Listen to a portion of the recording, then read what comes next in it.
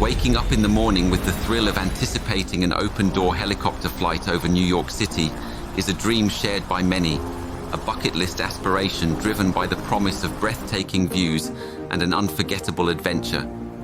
This deeply anticipated experience, however, took a shocking turn for 5 young passengers when faced with the stark reality that this day would unexpectedly mark the end of their life's journey.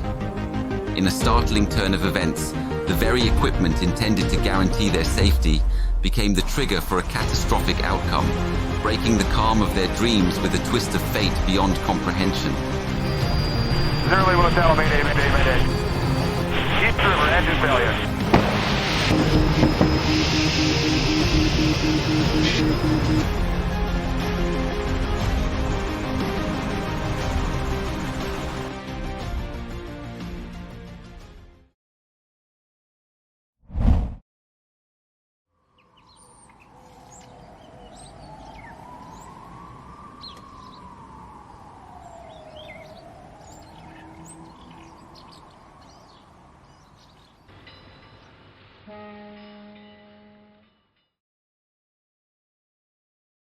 The atmosphere inside the cabins of 3 Air Tour helicopters was charged with anticipation as they lifted off at 1850 from Kearney Heliport, New Jersey.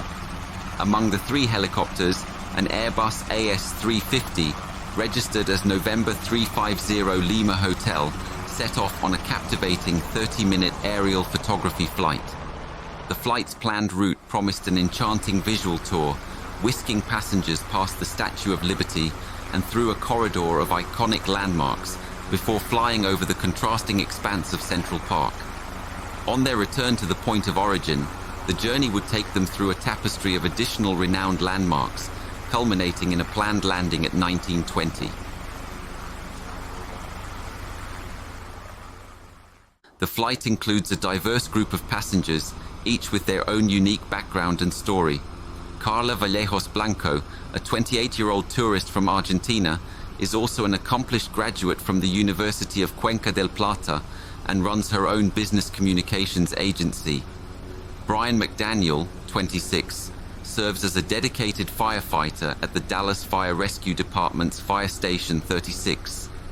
Trevor Cadigan, a 26-year-old, distinguished himself as an honors graduate in broadcast journalism from SMU. Described as a vibrant creative personality, he pursued an internship at Business Insider in New York. Tristan Hill, 30, earned his degree in business administration and overseas operations at the tour company startup Sightsee. His fiancée, Ida Osman, was due to join him on this flight, but gave up her seat at the last minute to Tristan's business associate, Daniel Thompson. Tristan and Ida's wedding date was set for May 27th. Daniel Thompson, 34, hails from Springfield, Illinois, and is a proud alumnus of Butler University, where he earned his arts degree in 2006. He played a significant role as the board president and a member of the Young New Yorkers Chorus. Cadigan, McDaniel, and Blanco were initially booked for the 15-minute flight on a different helicopter, but opted for an upgrade to this extended 30-minute flight at the last minute. The pilot, Richard Vance, aged 33, possessed commercial pilot and flight instructor certificates for rotorcraft helicopter and instrument helicopter, alongside an advanced ground instructor certificate. Vance had accumulated approximately 3,100 total flight hours, of which 1,430 hours were logged specifically as pilot in command in the AS-350 helicopter. Approximately 15 minutes into their journey, following clearance from LaGuardia Airport's air traffic control, the helicopter ascended northward along the East River to an altitude of 1,900 feet MSL. At the pilot's instruction, the passengers were allowed to move towards the doorway of the helicopter, affording them better views and angles for their photographs, further enhancing their spirited engagement with the stunning scenery. Amidst this engaging experience, at approximately 19:05, as the front passenger adjusted his seating position, a series of unexpected events began to unfold, setting the stage for a tragedy beyond imagination. In the next instant, a low rotor RPM alert sounded, and cockpit warning lights for engine oil and fuel pressure lit up. The pilot quickly began an auto-rotative descent, initially contemplating a landing in Central Park. However, the presence of too many people made it impractical, prompting him to redirect the helicopter towards the East River. The pilot declared an engine failure over the radio, engaged the emergency flotation system, and prepared for an emergency ditching into the icy waters of the East River. Zero Motel, mayday, mayday, mayday. East River, engine failure.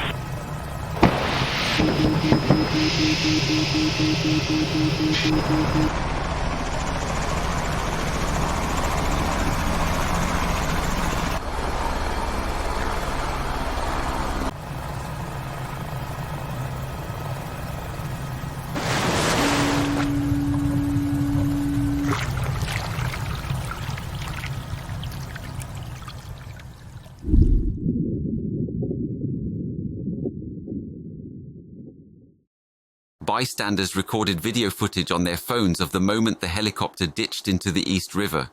Once the helicopter made an upright water landing, it quickly started to tilt and then rolled to the right, a motion that persisted until it was entirely inverted and submerged underwater. Initially, it was unclear if there were any survivors, until the devastating news confirmed the worst. The pilot, who was the lone survivor, spoke with investigators today about the moments before the crash. All 5 passengers were killed. Tristan Hill recently moved to New York. The aftermath of this tragic accident was shrouded in questions. Initially, it was perplexing how a situation that appeared survivable turned into a fatal tragedy, despite rigorous safety protocols and equipment designed to ensure the well-being of everyone aboard. The helicopter was promptly retrieved and preserved for a thorough NTSB examination, after which the NTSB committed itself to unravel the causes behind this catastrophic event and to understand the factors contributing to its devastating outcome. Critical among the collected evidence was the pilot's detailed recounting of the events leading up to the accident, alongside onboard video footage. These were instrumental in meticulously piecing together the accident sequence and pinpointing both the direct and contributory reasons behind it. After a thorough 21-month investigation that entailed examining all available evidence and exploring numerous potential scenarios, the NTSB finalized its report on December 10, 2019.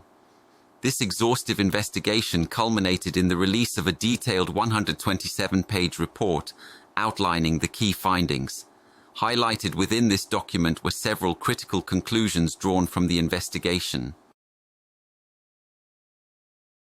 The NTSB determined that prior to takeoff, each passenger was secured using a comprehensive fall protection harness system, complementing the helicopter's standard FAA-approved safety restraints.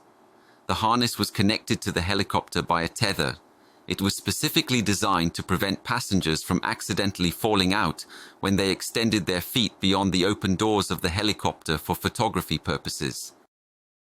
Factual evidence further shows that the accident helicopter took off from Hilo Kearney Heliport, New Jersey at 1850, carrying the pilot and 5 passengers for a scheduled 30-minute scenic flight. It headed towards the Statue of Liberty, maintaining altitudes of 300 to 500 feet above the ground, and continued its journey past the statue and other notable landmarks as it moved northward along the East River. The pilot contacted LaGuardia Airport's air traffic control to request a path up the East River towards Central Park's north end. After receiving clearance and instructions to stay below 2,000 feet above mean sea level, radar tracking indicated the helicopter ascended to an altitude of 1,900 feet as it followed the East River. The pilot was seated on the right, 1 passenger was in the left front seat, and 4 passengers were in the back seats. 3 floor-mounted engine control levers were located between the 2 front seats, 2 of which were the fuel flow control lever and the fuel shutoff lever. As the flight proceeded, the front passenger rotated outboard and extended his feet outside the helicopter, leaning back several times to take photographs. Onboard video indicated that each time the front passenger leaned back, the tail from the tether attached to the back of his harness hung down in the vicinity of the helicopter's floor-mounted engine controls. At 19:05, The front seat passenger resumed a more upright seated position, and the tail of his tether appeared to be taut and extended toward the area of the helicopter's floor-mounted controls. The front seat passenger then pulled on the door frame hand grip to adjust his seating position. His tether tail remained taut but appeared to pop upward as a unit. The onboard video recording captured a reduction in ambient engine sounds about 2 seconds later, and the helicopter then began to lose altitude. The pilot reported he heard the low rotor RPM alert and saw the engine oil pressure and fuel pressure lights illuminate. Around 1906, the pilot turned towards the East River and attempted to restart the engine but was unsuccessful. The pilot then made a Mayday radio transmission, preparing for the emergency landing. He found that the fuel shutoff lever was in the up or shutoff position. The pilot realized that the front passenger's tether tail had pulled the lever up, shutting off the fuel flow to the engine. He then pushed the fuel shutoff lever down to restore fuel flow, but the helicopter was too low to restart the engine.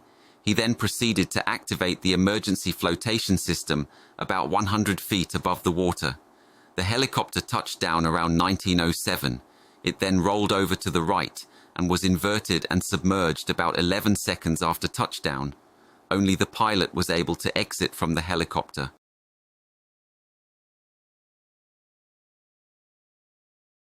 The investigation further identified asymmetric inflation of the emergency flotation system as a factor that exacerbated the tragic outcome of the accident. It was found that the crossover hose in the helicopter's emergency flotation system did not function as intended to prevent uneven inflation of the floats when only one reservoir discharged. This malfunction caused the helicopter to roll to the right after ditching. Additionally, the operator's pre-flight safety video misleadingly depicted emergency escape options from the harness tether system, which actually had no quick release mechanisms and relied on dubious cutting tools. This oversight rendered quick evacuation, particularly in situations like capsizing, nearly impossible for passengers. The NTSB condemned the use of locking carabiners and ineffective cutting tools as hazardous, highlighting that these escape obstacles significantly undermined the accident's survivability. Although the passengers survived the initial impact into cold water, their inability to quickly disentangle themselves due to the deficient harness tether system was a contributing factor to the tragic outcome. The NTSB identified the accident's main cause as the use of a problematic harness tether system that triggered the helicopter's engine shutdown, leading to an emergency ditching. Contributing factors included poor safety management, lack of proper oversight by the FAA, and operational control issues. The severity of the accident was increased by the flotation system's partial inflation and the harness system that obstructed passenger escape. Following this devastating accident, a suite of safety enhancements has been proposed to the FAA and implemented industry-wide, aiming to prevent a recurrence of similar accidents. Often, it appears that the cost of learning seemingly evident lessons is disproportionately high, especially for those who bear the loss.